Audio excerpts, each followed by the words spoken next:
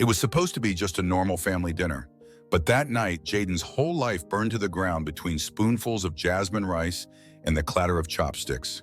His father's voice was calm, too calm. "So Jayden, we've heard things from your school." Jayden froze mid-bite. His sister Angela looked up slowly, eyes narrow, lips pressed thin. Their mother, silent, kept her eyes fixed on her soup. Jayden's heart pounded. He had prepared for this moment, rehearsed it 100 times alone in the mirror. But now it was real. He cleared his throat, hands trembling. "I'm gay," he said, voice barely above a whisper. Silence. Long, jagged silence. Then came the storm. "You're not my son anymore." The words came from his father like a slap made of steel. Angela didn't flinch. She smirked, arms crossed, as if waiting for it. Their mother's lips trembled, but she said nothing. Jayden's chest felt tight, like the air had been sucked out of the room. "I'm still me," he tried, but his father had already stood up. "No, you're not. Not in this house." Angela's voice cut sharper than the rejection. "You really thought this was okay? Telling them, and what, expecting applause? You've embarrassed this family." "I didn't ask to be born this way," Jayden whispered. "Well, you should have been born different," she snapped. Their father disappeared into his room and returned with a worn suitcase. Jayden blinked as the man who taught him how to ride a bike now dropped shirts and pants into it like packing away trash. His mother still hadn't spoken. Angela's glare never broke. Within minutes, Jayden found himself on the front porch with the suitcase in one hand, a crumpled $20 bill in the other, and the door locked behind him. He didn't cry right away. He walked. Down familiar streets that now felt foreign. Past neighbors watering their lawns, none of whom would guess that the boy they saw every day was now a ghost of the home he once belonged to. His phone buzzed with texts from classmates. "Dude, is it true? Angela said you came out. What the hell, man?" Even here, even now, she hadn't stopped. He slept the first night behind the community library, using his hoodie as a pillow. The cold crawled into his bones. The next morning, he lined up at a youth shelter, face down, voice small. "Just for a night," he told the woman at the counter. It turned into 2, then a week, then a month. Jayden didn't vanish. He survived. He got a job cleaning offices after hours, wiping the desks of people who never noticed him. He enrolled in a night school program and found a small room in a shared boarding house. He stopped texting his mom. She never replied anyway. But what hurt more than his parents' silence was Angela's betrayal. They were only 3 years apart. She used to sneak him candy under the dinner table, used to help him with math when he struggled, and now she was the loudest voice pushing him out. "He's sick," she had said to her church youth group. "He needs help." He sometimes passed their house by accident. The porch light was always on, like nothing had changed. Sometimes he imagined himself knocking, being let in, warm soup waiting on the stove. But he never did. He just stood in the dark, invisible. He found moments of comfort in stolen things, drawing comics on the backs of used paper, singing softly in empty stairwells, and daydreaming about a life where he was loved simply for being who he was. But that life felt far away, a language he had once spoken but forgotten. And still, Jayden held on. Not with hope for his family, but for himself. Because even in rejection, even in exile, he knew. His truth was not the problem. Their fear was. This was not the end of his story. It was the beginning. If you've ever felt rejected for being who you are, know this, you're not alone. Jayden's story is only just beginning, and the twist ahead will leave you speechless. Like, share, and subscribe to Heart Stories now. These stories are your stories, and we're here to tell them with you. Jayden learned early that silence could scream louder than any insult. His name wasn't spoken in the family home after he left. Holidays passed, no calls. Birthdays came and went, no cards, no text, not even a forwarded meme. He didn't exist to them anymore. He'd been erased with the turn of a doorknob and the closing of a front gate. At 19, he worked 2 jobs, janitor by dawn, dishwasher by night. In between, he studied for his GED under flickering fluorescent lights at a community center that smelled like old coffee and second chances. His world shrank to narrow hallways, Bus stops, cheap meals, and the soft hum of late-night playlists that reminded him he still had a pulse. No one came looking. Not his father, with his booming voice and iron pride. Not his mother, whose silence had hurt worse than the shouting. And definitely not Angela, who was now the face of her church's youth outreach program, posting Instagram reels about family values, while Jayden washed pans in silence, his hands raw from bleach and heat. Every so often, he checked their social media, not to torture himself, but to remember what being normal had looked like. Angela beaming in a pink dress at a church gala, his parents on a cruise, smiling at a sunset, a family photo with him cropped out, replaced by a golden retriever named Max. Jayden didn't expect an apology anymore, but sometimes in the dead hours of night, he still ached for a moment, just one when someone would show up and say, "We were wrong." Instead, life gave him silence, and so he built his own rhythm. Weekdays were survival, Sundays he sketched. It started with small characters, boys like him, with shaved sides and bruised hearts. Then bigger scenes, fantasy worlds where being different wasn't a death sentence. In his drawings, queer kids fought dragons and wore crowns, loved openly, danced under stars with no fear of who was watching. One night he submitted his favorite piece, a prince kissing another boy under a glowing moon, to an online LGBTQ+ youth zine. He didn't expect much, but 2 weeks later his inbox dinged. "We love this. We want to publish it." It wasn't money, it wasn't fame, but it was something. That night he didn't cry. He smiled. Still, the silence from home echoed loudest when something good happened.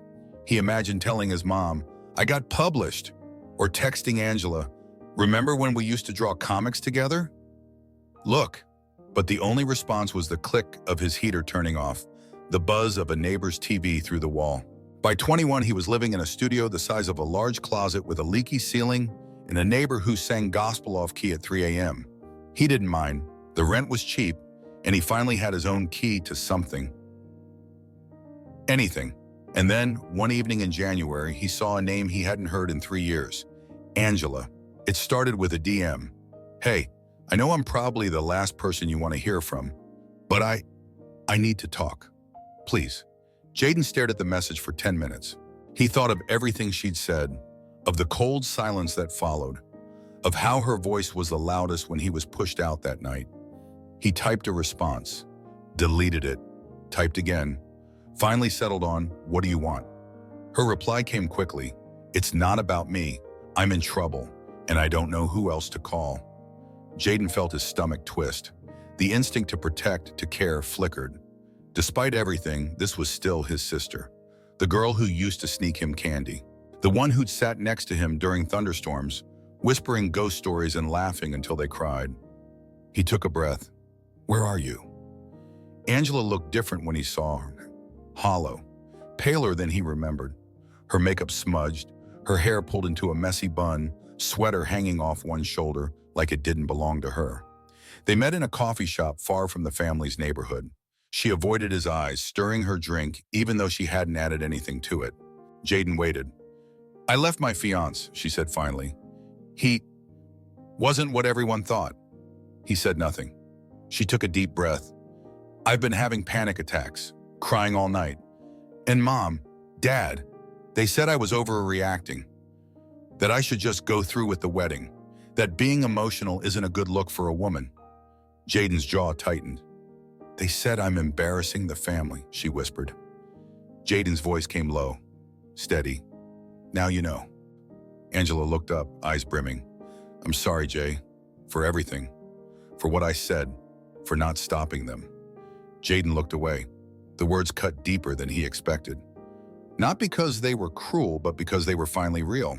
Angela's apology hung in the air like smoke. Jayden nodded once, but didn't say, "It's okay," because it wasn't, and it might never be.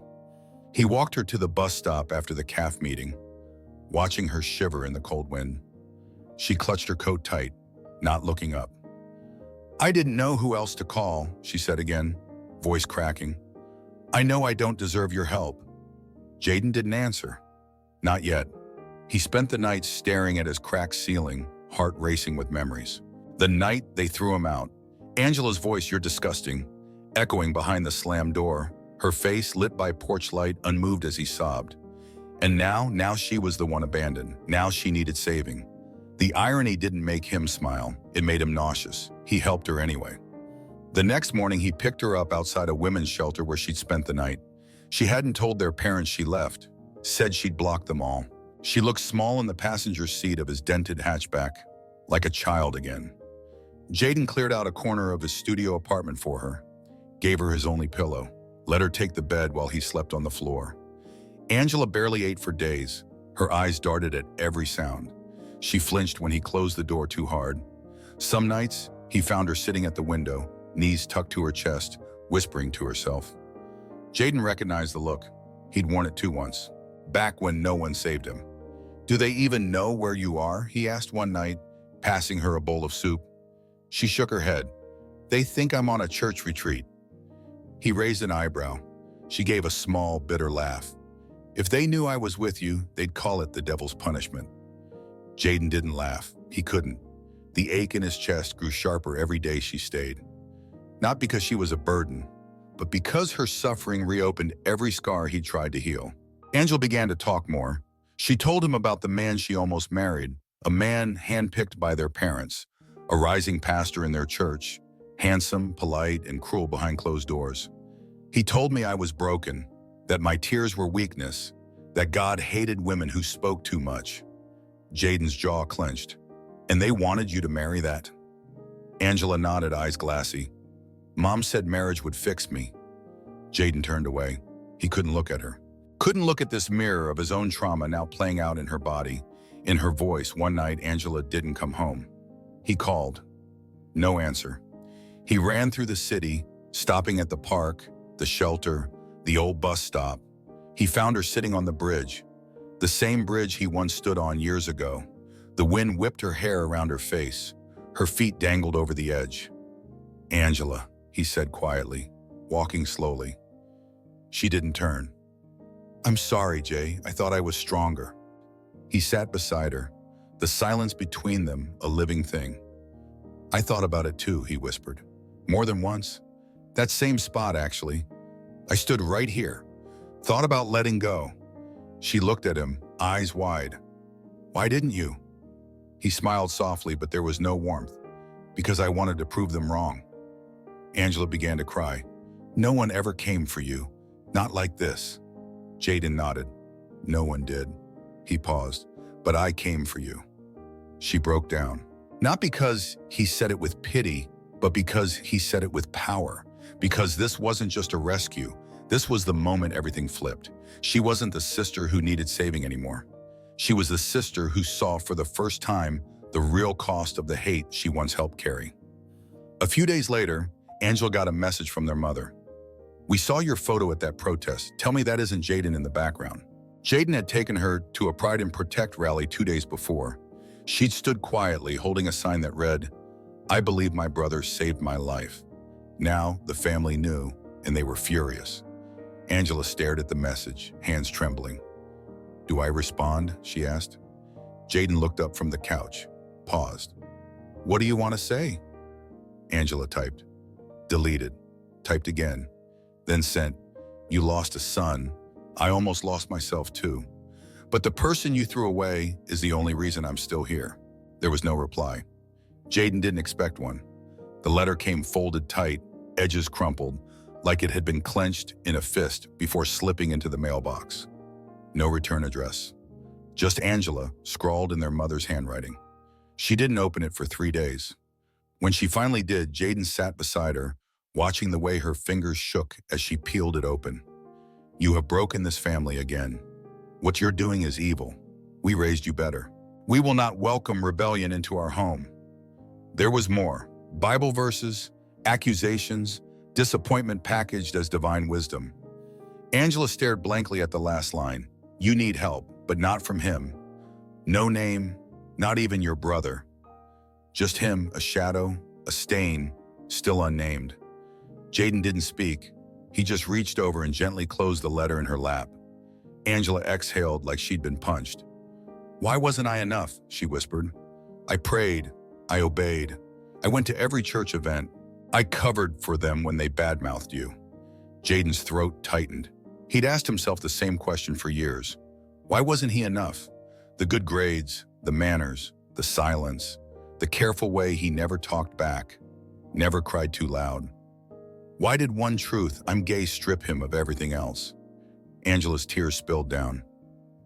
They only loved me when I hated you. Jayden blinked, slow. Those words hit like ice, and maybe that's when something in him snapped. He stood, grabbed his keys. Angela looked up. Where are you going? He didn't answer. She followed him out the door. The drive back to their hometown was silent, the sky above gray and heavy, as if holding its breath. They pulled up to the familiar house-white siding, still perfectly trimmed hedges, the cross still bolted to the porch beam. Nothing had changed, except them. Jayden stepped out first. Angela hesitated, then followed. The front door opened before they knocked. Their father stood there, rigid, eyes narrowing the second he saw Jayden. Why are you here? Jayden's jaw tightened. We're not here to fight. Could have fooled me, their father said, arms crossed. Angela stepped forward. Dad, I needed him. He saved me. Their mother appeared behind him, lips pursed, eyes darting to Jayden like he was dirt-tracked into her clean house. He encouraged you to run. You've been living in sin. Angela's voice cracked. I was trying to kill myself. The words dropped like a bomb. Neither parent flinched. Then you should have prayed harder, their mother said. Jayden felt something twist in his gut. Angela's eyes widened, a flash of pain so raw he almost reached for her. You've turned her against us, their father said, glaring at Jayden, just like you tried to ruin this family before. Jayden's voice was calm but sharp. You threw me out for being honest about who I was. Their mother crossed her arms. You chose that life. We never raised you for that. Jayden took a breath, then another. Tell me something, he said softly, stepping forward. If I'd killed myself, if you found me hanging in the garage, would that have been easier to accept than me being gay? His father opened his mouth, then shut it. Angela watched them both, breath-catching. Jayden went on. You say you raised us right, but I spent nights on the street. I begged for jobs to buy food. And still, I never stopped wishing you'd love me. His mother's voice wavered. We loved you before. Jayden nodded slowly. Exactly. Before I was me. He stepped back. Angela wiped her eyes. You said I broke this family, but it was already broken. You just never wanted to see the cracks. Their father's face hardened. You're confused, both of you. You're welcome here when you come back to your senses. Jayden shook his head. You don't get to redefine love to fit your fear. And then he turned. Angela hesitated for a heartbeat. Their mother reached for her arm. Please don't let him ruin your soul. Angela looked at her, really looked, and whispered, he didn't ruin anything. He gave it back to me. And then she followed her brother down the steps. They didn't speak much on the drive back, but they didn't need to. The silence wasn't cold anymore. It was peace. It was two people leaving behind the ashes of a house that never really felt like home. Jayden parked the car in front of his apartment. Angela turned to him, voice low. You were enough. You always were. Jayden closed his eyes, the weight of years lifting just a little. Weeks passed. Jayden kept living quietly, steadily back at his little apartment with peeling paint and the plants he sometimes forgot to water. Angela stayed in the spare room, filling the place with soft music and herbal tea. They cooked cheap pasta together, watched old sitcoms, and sometimes just sat on the couch in silence, healing. But then came the knock. Jayden froze, towel in hand, still drying dishes. Angela peeked around the kitchen corner, another knock. He opened the door slowly. It was their father. Dressed in the same old Sunday suit, slightly wrinkled, hands clenched like he'd rehearsed this moment and hated every second of it. I saw what you did, he said, eyes flicking to Angela behind Jayden. Jayden stayed still. What did I do? You brought her back. Jayden's voice was low. Because you drove her to the edge. A pause, their father cleared his throat. I didn't come to argue. Jayden's heart thudded. Then why?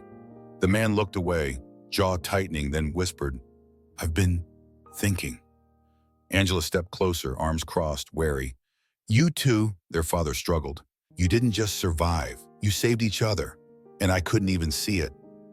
His voice broke. I just I want to try. Jayden's eyes narrowed. Try what? Seeing you. Not who I want you to be, but who you are. Silence. Angela whispered, Why now? Their father looked up. Because when she left, and you didn't when you stayed with her, I realized I was never the strong one. Jayden exhaled, slow. He didn't reach for a hug, didn't smile, but he opened the door wider. Sit, he said, just that. And the three of them, broken, bruised, still unsure, sat at a chipped kitchen table with mismatched chairs. A start, not a fix, but real. Angela poured tea. Their father sipped it with shaking hands. Jayden watched. And for the first time in years, he didn't feel invisible. He felt seen. Sometimes redemption doesn't shout. It knocks softly with shaky hands and eyes that finally look without judging. Jayden didn't need an apology to heal. He needed to be seen. And finally he was. What does being seen mean to you? Drop it in the comments. Whether it was a teacher, a friend, or a stranger, tell us who saw you when no one else did. Because here at Heart Stories, we see you. If this story moved you, smash that like, share it with someone who needs hope, and subscribe for more real, raw stories that don't turn away from the hard parts. We're not here to sugarcoat. We're here to heal together.